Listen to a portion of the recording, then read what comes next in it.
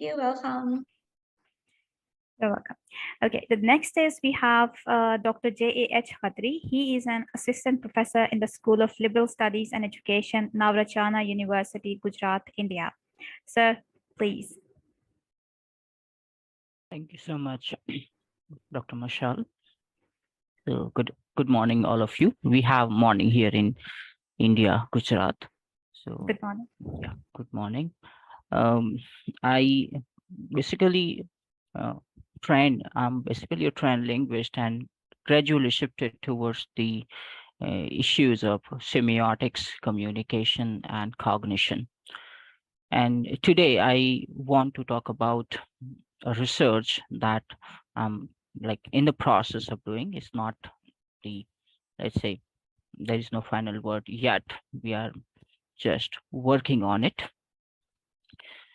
The issue that we're dealing with is this uh, what we call Hegelian uh, word, culture versus nature, or what Marx later on accepted, or if we talk in Saussure's terminology, we have this binary opposition, okay, which was again adopted by Levi-Strauss.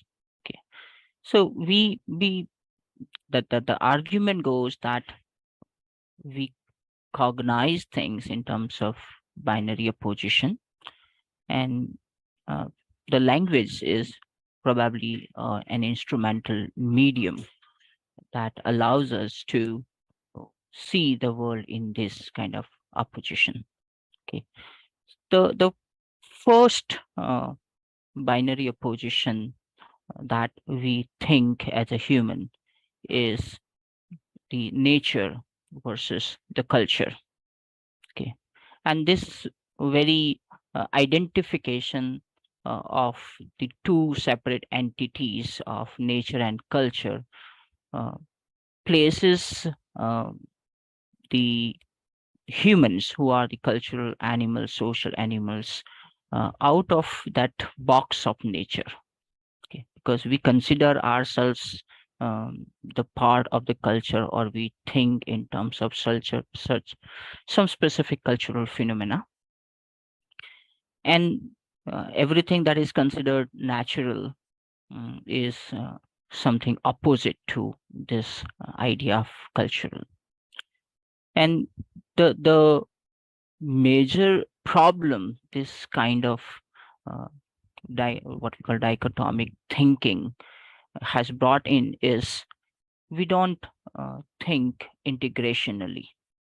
We don't think that uh, we are also part of the same nature, and that means if you are thinking about nature, you're also thinking about yourself. And because of this reason, instead of thinking about and working for the nature and making it a better place, better in terms of ecology, better in terms of sustenance, we started developing euphemisms. Okay? Instead of uh, saying that this is a problem and we should solve this problem, we uh, reword that problem in something into something that's fairly neutral, and we don't really start uh, thinking about the resolution. We have a very like basic example today. uh, like we had food, and it's like before 50 years food meant food. There was no problem with that. Like we understand that moment someone says food, okay, we are thinking about something uh, that's edible. But then today there are categories of food, especially in terms of uh, something which has minimal the food items which has minimal chemicals in them, because in last 50-60 years the farming strategies have changed in order to get maximum output, maximum productions. And for that purpose we have been using more and more chemicals. Of course, it has given us a lot of production, okay, but it has also affected the land. It has also affected the quality of the production that we are making. And then at certain stage, some people realize that, oh, this is not so natural kind of food, and that's where they also created another category of food. I'm missing that name right now. What uh, the food items which has minimal chemical or no chemicals, purely natural. Uh, so now there is this new category, which is, Excuse me. yeah, yeah, Sorry to or interrupt you. I think it's organic. Are you yeah, trying? organic food. Yeah, yeah, yeah. True. Thank you, Satvik, as well. Yeah. So now we have this new category of organic food, and uh, now probably before 50 years, every item of food was organic food.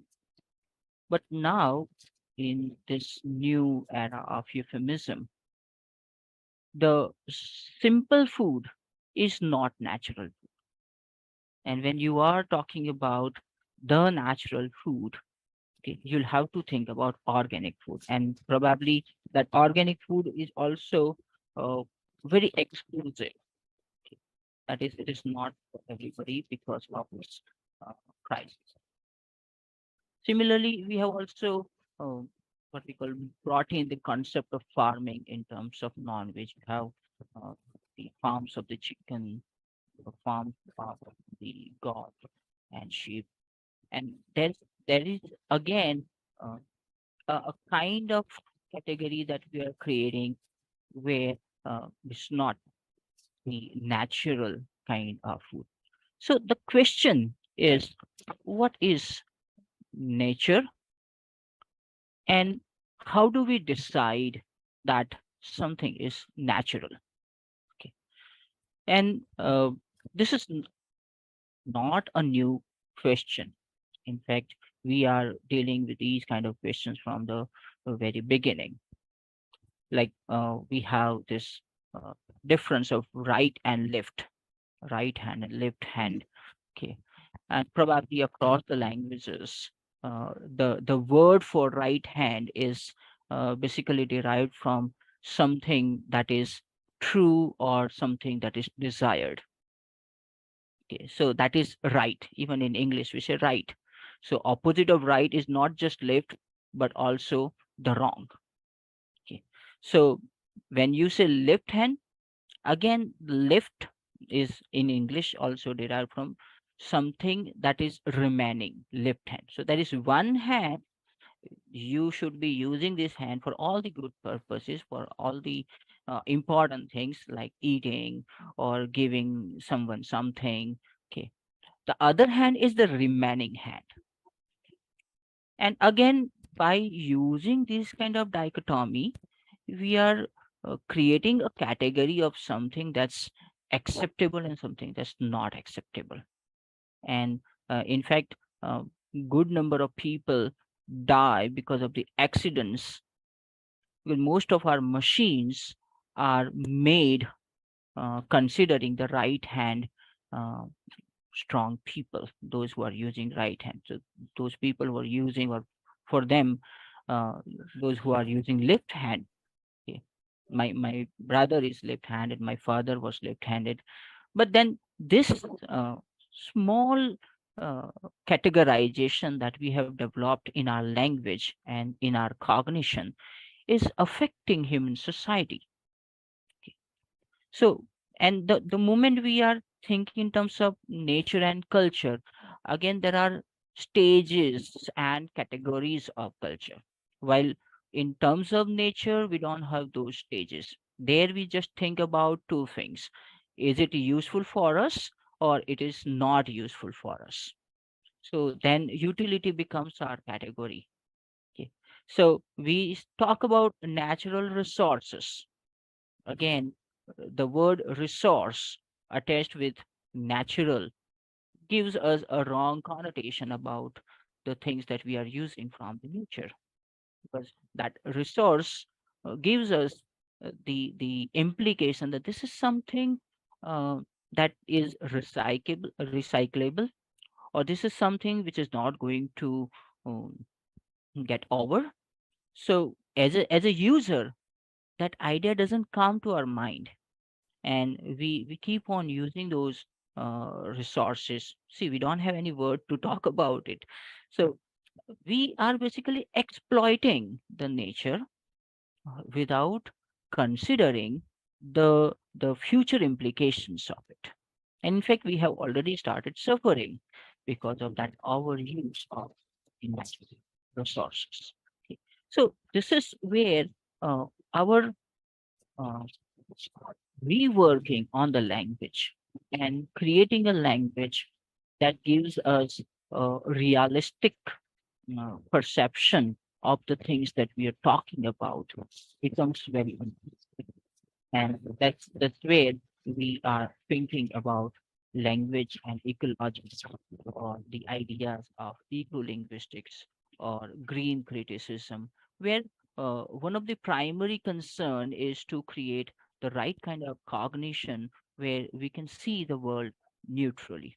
Of course, we will all agree with this idea that yes, we need to see this world in a new form, because we have almost destroyed the world, and we are on the verge of that destruction. And probably, if we start seeing the world uh, and ourselves as part of that world, part of that nature, okay, of course, we have a culture, and that culture is also uh, developed within that nature. You cannot have a culture without its ecology.